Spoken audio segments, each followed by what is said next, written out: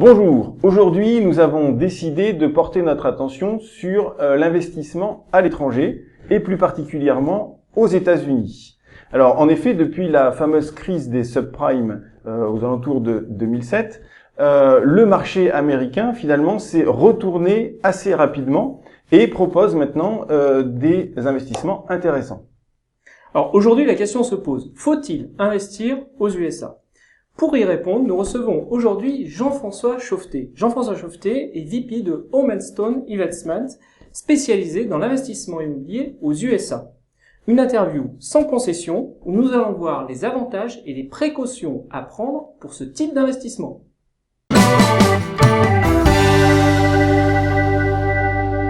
Jean-François Chauveté, bonjour. Bonjour. Vous représentez la société Home & Stone Investment. Et alors, la première question que j'ai envie de vous poser, c'est finalement pourquoi aller investir aux États-Unis alors qu'il y a tant d'opportunités en France ? Oui, c'est vrai, il y a beaucoup d'opportunités en France, mais elles sont pas très faciles à exploiter, je dirais. Bon, en tout cas, je vois 3 bonnes raisons pour lesquelles on irait investir aux États-Unis. La première, déjà, c'est l'économie. Taux de chômage aux États-Unis en 2015, 3%, 5,5%, pardon, alors qu'on est à plus de 11% en France. Croissance économique, 3% aux États-Unis, alors qu'on est à un peu moins de 1% en France. Oui. Et puis, troisième point, eh bien, la hausse des prix de l'immobilier, tout simplement, notre sujet de prédilection. Ce soir, une hausse des prix de 5,5%, alors que ça fait en France à peu près, je crois qu'on est en rendement négatif sur certaines villes, et les prix remontent à peine sur Paris. Ouais. Donc voilà. Donc première bonne raison. Première bonne raison, l'économie.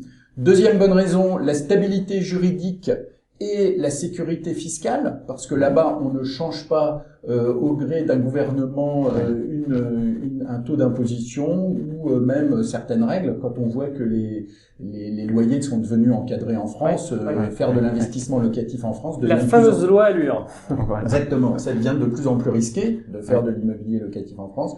Et le troisième point, je dirais, la fiscalité qui porte tant sur les revenus locatifs que sur la plus-value. Elle est très faible et très intéressante. Donc voilà, 3 bonnes raisons. D'accord. Alors si on a bien compris, il ne s'agit pas d'investir directement aux États-Unis, mais de passer par l'intermédiaire de votre société, de devenir actionnaire finalement pour investir et acheter aux États-Unis. C'est bien cela? Voilà, exactement. Vous devenez investisseur à nos côtés et vous bénéficiez de notre expertise sur le marché de l'immobilier américain. Déjà, on s'est acheté aux enchères, donc ça vous permet de rentrer beaucoup moins cher sur le marché. Ensuite, vous n'avez pas à gérer, parce que là-bas c'est quand même assez compliqué, les changements de locataires, la déclaration de revenus, la déclaration comptable si on fait au travers d'une petite société, ce qui est recommandé aux États-Unis d'ailleurs. Si on doit faire un investissement même soi-même, il faut vraiment créer une société. Oui. Donc toutes ces choses-là, on le fait à votre place et en fait on le fait pour nous et vous en bénéficiez parce que vous investissez avec nous. D'accord. Donc finalement, en vous écoutant, on n'a pas vraiment intérêt à aller investir directement nous-mêmes aux États-Unis. Disons que là, vous rentrez sur le marché en investissant, en achetant aux enchères. Donc ça, c'est 20 ou 30% moins cher que si vous alliez dans une agence. Oui. Premier point.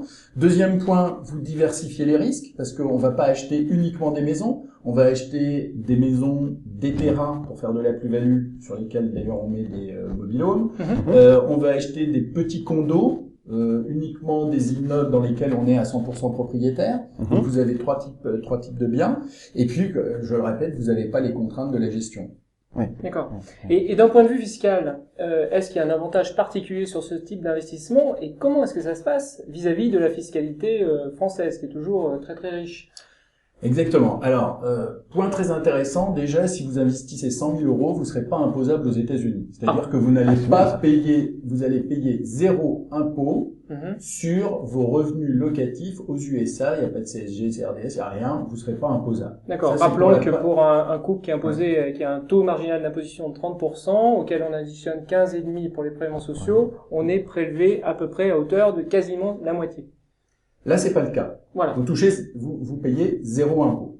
Après, ce revenu américain va venir dans la déclaration française pour impacter le taux, mais il ne va pas être taxé en France. Donc finalement, ça reste très intéressant.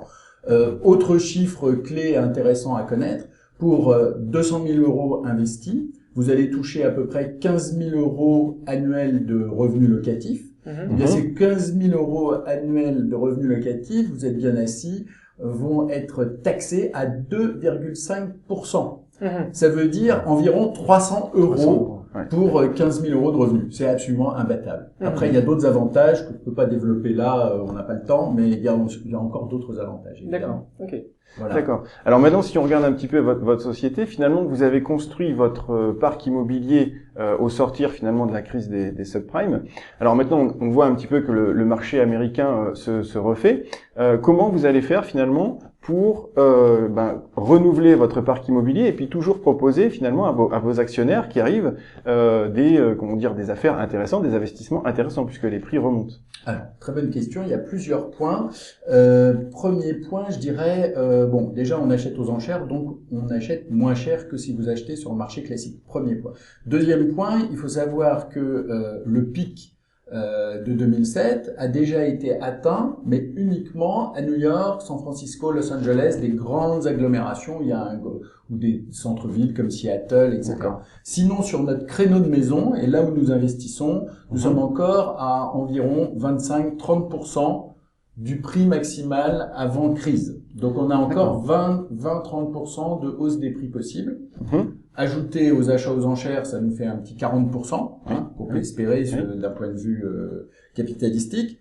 Et ensuite, vous parliez de renouveler le parc. Oui. En fait, nous ne faisons pas ça. Notre objectif, c'est vraiment de générer du revenu locatif dans la durée. Donc, vous connaissez très bien le principe de l'immobilier. Ce n'est pas un achat qu'on fait pour 2-3 ans. Oui. L'intérêt, c'est d'acheter, faire les travaux, mettre des familles et après prendre le revenu. Donc, en fait, aujourd'hui, notre objectif n'est pas de renouveler le parc. D'accord. Alors, autre question, généralement, en France, lors d'un investissement immobilier, il est de coutume d'utiliser le crédit immobilier pour bénéficier du fameux effet de levier. Bien sûr. Alors, dans le cas d'un investissement aux États-Unis, techniquement, comment est-ce que ça se passe? Parce qu'il me semble que les banques ont du mal ou ne veulent pas, tout simplement, financer des biens qui sont à l'étranger. Non, très juste, très bien vu. Effectivement, ça sert plutôt à générer un revenu locatif à partir d'un cash qu'on investirait. Oui. Alors, on a dans nos investisseurs des gens qui ont une grosse couverture, je dirais, et qui se permettent de mettre en assurance vie, de mettre en garantie une assurance vie qu'ils ont, et du coup, ils peuvent emprunter entre 70 et 80% de la somme qu'ils laissent en garantie à la banque au travers de l'assurance vie qu'ils lèguent à la banque. C'est un peu comme un nantissement, peut-être. Voilà, exactement. Et donc là, vous pouvez effectivement emprunter. Et puis sinon, dans les plus jeunes, ceux qui sont dans la stratégie donc de constitution de capital, puisque l'emprunt c'est vraiment pour faire du capital. Oui. Dans les plus jeunes, on en a deux pour être précis, qui ont fait un prêt à la consommation de 60 000 euros pour l'un, 50 000 pour l'autre, à 4%. Et comme nos rentabilités sont bien plus élevées, ça rembourse sans problème. D'accord. Ça rembourse sans problème. D'accord. Donc, et finalement, alors, on a bien compris le principe, finalement, on est actionnaire de votre société, mais même si on est actionnaire d'une société, finalement, derrière, il y a un parc immobilier, et donc, pour assurer, comme vous dites, des rendements importants, la rentabilité, faut quand même s'assurer que, finalement, tout ça est bien géré. Alors, comment on fait pour gérer ça à plusieurs milliers de kilomètres? Parce que là, rappelons-le, on est en France quand même. Bien sûr, tout à fait. Alors, en fait, Franck, le fondateur de la société, est 15 jours par mois en Floride. Il passe la moitié de sa vie aux États-Unis. Et en fait, on a pris la décision depuis l'année dernière pour être en plus, je dirais, encore plus en prise directe avec nos activités, on a intégré le property management. C'est-à-dire qu'avant, on passait par des sociétés qui étaient chargées de prendre en photo, mettre les biens en location, suivre les travaux, etc. Maintenant, on fait tout en direct. On a une petite équipe de 9 personnes en Floride en ce moment, puisqu'on est en phase de constitution du portefeuille. On a déjà un peu plus de 250 maisons. Et ça retombera, à mon avis, à 2 ou 3 personnes quand la société aura trouvé son rythme de croisière. D'accord. Il n'y aura plus que le renouvellement du parc. Là, faut savoir, par exemple, qu'on a 40 maisons à louer dans les 2 mois qui viennent. C'est pour ça qu'il y a beaucoup de monde en ce moment.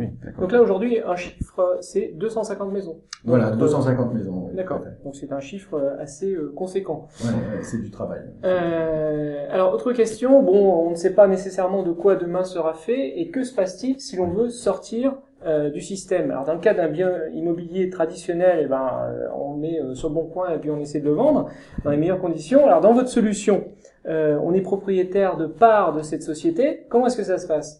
Est-ce que c'est possible déjà? Tout à fait. Alors déjà, non seulement c'est possible, mais en plus c'est soumis à la volonté des actionnaires. C'est-à-dire que là, on revient à la problématique de la pertinence d'un investissement immobilier. On sait qu'on n'investisse pas pour 2-3 ans, mais à partir de 5 ans, si 35% des actionnaires le veulent, on déboucle la société. Ça veut dire quoi? Tout simplement, on se met à vendre les biens. Alors vous allez peut-être me dire, ah oui, mais bon, c'est des biens qui sont loués, ça prend du temps, etc. Bon, alors comme n'importe quel propriétaire, effectivement, il faut donner congé à la personne. Et là, c'est encore un autre petit avantage qu'on a aux États-Unis par rapport à la France, c'est que là-bas, les baux sont non renouvelables et pour une durée d'1 an. C'est-à-dire qu'à l'issue d'un bail, au bout d'une année, on fait ce qu'on veut. On peut augmenter le loyer, on peut effectivement dire à la personne que l'on vend. Donc comme nous, on rentre des gens tous les mois, eh bien si on devait demain mettre en vente les maisons de la société, on se mettrait à récupérer de l'argent en fait tout de suite. D'accord. Ça c'est le premier point. Deuxième point, donc 35% des actionnaires à partir de la 5e année. S'il y a un besoin urgent pour des conditions de force majeure, c'est un droit statutaire. La personne peut se retirer et elle a une petite pénalité de 30% sur la plus-value uniquement, pas sur l'épargne, le capital qu'elle a placé, mais sur la plus-value. Et ça, c'est fait à titre défensif pour éviter des gens qui viendraient uniquement pour faire une opération de marchand de biens. J'achète, je sais que ça monte. Le dollar, en plus, en ce moment, reprend de la vigueur face à l'euro. Donc, on peut faire un très bon coup en 2 ans. C'est pas l'objet, je le répète, c'est pas l'objet de la société. Et enfin, échéance de la société, 9 ans. Quoi qu'il arrive, au bout de 9 ans, on vend les maisons et on récupère son capital. D'accord. Voilà les conditions de sortie. Une mort programmée. Voilà, une mort programmée et puis un système défensif pour éviter l'effet d'aubaine. Très bien. Alors, tout à l'heure, vous l'avez dit, vous investissez, on va dire, majoritairement en Floride. Uniquement en Floride. Voilà, uniquement en Floride. Alors, c'est vrai que c'est quand même une région qui est quand même assez sujette, enfin, du moins, aux grosses tempêtes ou, comment dire, aux cyclones et petits problèmes climatiques. Qu'est-ce qui se passe si, comment dire, par hasard, une maison ou plusieurs maisons sont détruites? Alors, premier point déjà, nous sommes assurés en remise à neuf. Donc ça veut dire quoi? Si la maison s'envole, j'espère pas avec les gens dedans bien sûr, on nous la reconstruit neuve. Donc ce serait d'une certaine façon à la rigueur presque pas mal, mais bon je le recommande pas. Et alors surtout ce qu'il faut bien voir, c'est que nous sommes sur l'intérieur du golfe du Mexique, c'est-à-dire sur la zone de Tampa uniquement. Et eh bien aussi bizarre que cela puisse paraître, il n'y a jamais eu un cyclone à Tampa au cours du siècle dernier, sauf en 1920. Le seul qui soit passé par là. Et en fait, alors ça c'est vraiment, je ne suis pas météorologue, mais on a bien étudié la carte.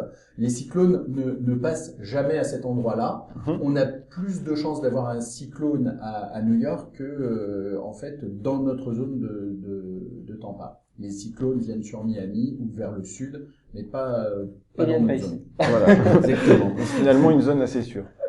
Voilà. Ah oui. Et puis autre point très intéressant, c'est que notre zone c'est 150 km au nord de Tampa, à l'intérieur des terres et en dessous. Donc si un cyclone venait à arriver, il impacterait le sud mais pas le nord. Et il faut savoir que dès qu'un cyclone touche la terre, il meurt. Ça ne rentre jamais dans les terres. Oui, tout à fait.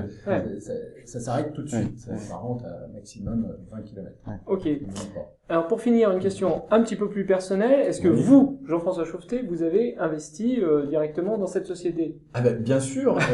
Bien sûr. J'ai trouvé cette société parce que justement, je m'intéressais à l'investissement immobilier aux USA dès 2011. Et grâce à mon réseau, j'ai pu trouver quelqu'un qui avait le savoir-faire de l'achat aux enchères et qui m'a dit rejoins-moi, investis à mes côtés et fais venir ton réseau parce que évidemment, plus on est nombreux, plus on mutualise, plus on lisse le revenu, parce que il n'y a pas 2 mois de non-location égale revenu qui baisse, ça n'existe pas. Et le revenu est vraiment lissé. Et puis surtout, plus on est riche, plus on est fort, donc plus on augmente la rentabilité, on arrive à gagner des points de rentabilité. La preuve en est, par exemple, l'intégration du property management, ça nous a rajouté 0,7 points de rentabilité. D'accord. On est jamais mieux servi par soi-même, en fait. Voilà, exactement. Bien, Jean-François Chauveté, merci beaucoup pour les réponses à toutes ces questions. Merci à vous. Si vous voulez avoir plus d'informations, n'hésitez pas à vous loguer donc sur le site de Home & Stone Investment. On vous mettra donc le lien. Et donc sur le site, vous pouvez rentrer en contact avec Jean-François Chauveté ou l'un de ses collaborateurs qui se fera un plaisir de répondre bien sûr à toutes vos questions. Merci beaucoup.